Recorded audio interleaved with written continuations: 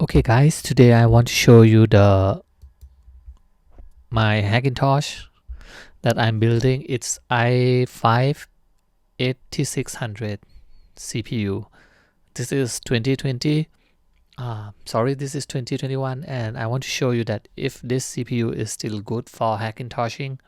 Right now, M1 chip is like really cheap, but this is also a good option if you just want to work for your music production. The cost of this machine I built was around nearly roughly the same as the M1 chip, around $700. So we are going to talk only on music performance. So this is my Geekbench.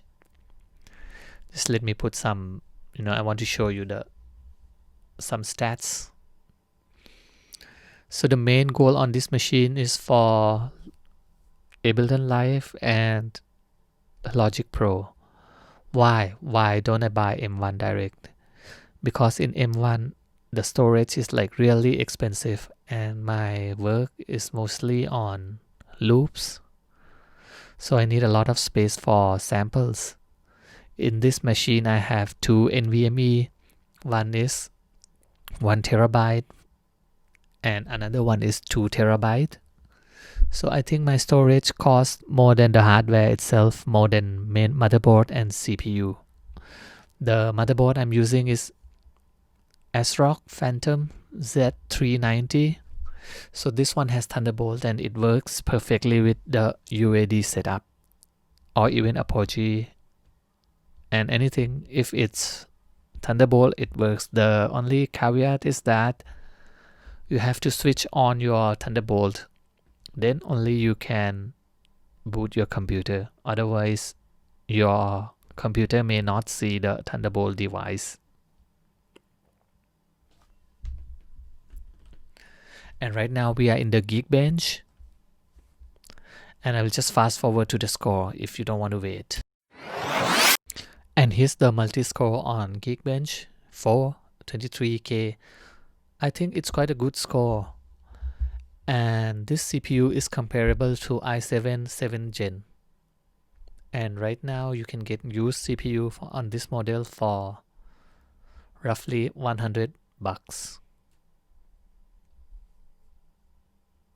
So I'll compare with my other CPU, scoring from high to low, from low to high.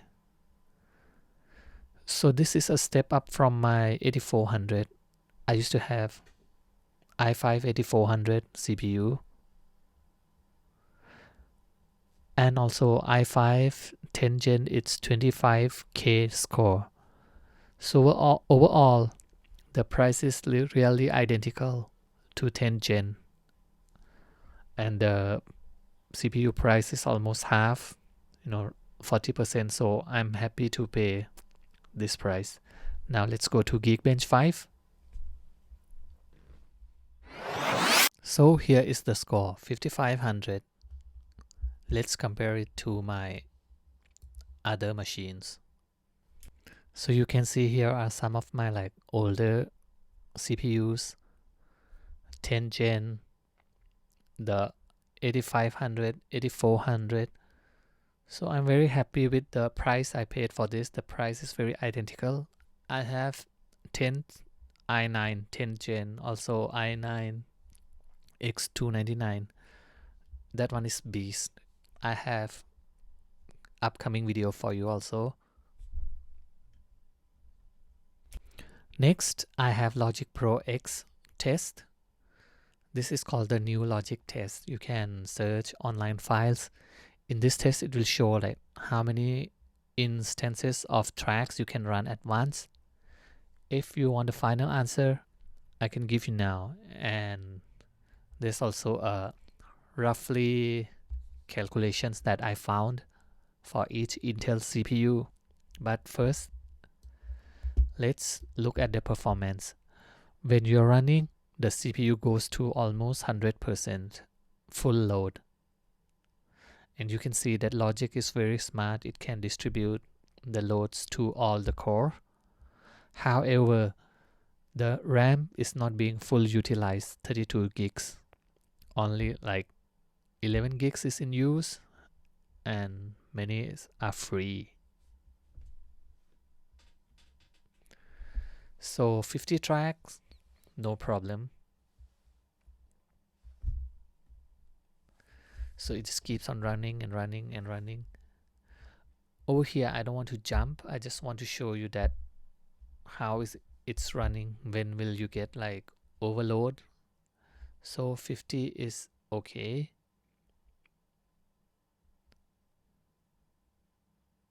And now 64. Let's see if it will work.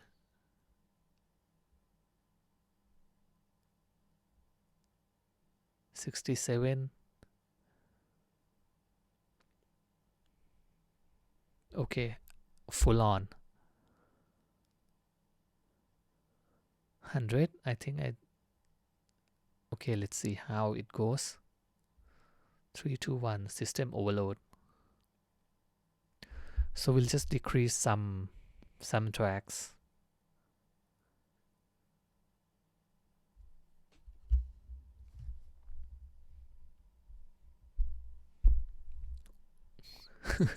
$130 is like out of reach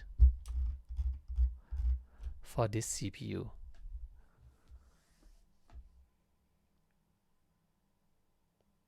Let's see if 110 tracks will work. System overload.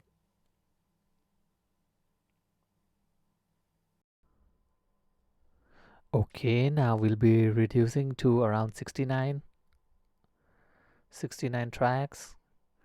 Seems like it's going to work well.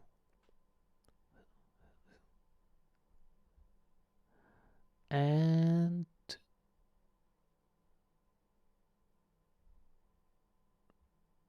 yes, I think it works. So guys, what is the final conclusion is that one core you can run roughly 9 or 10 tracks. Okay guys, bye bye.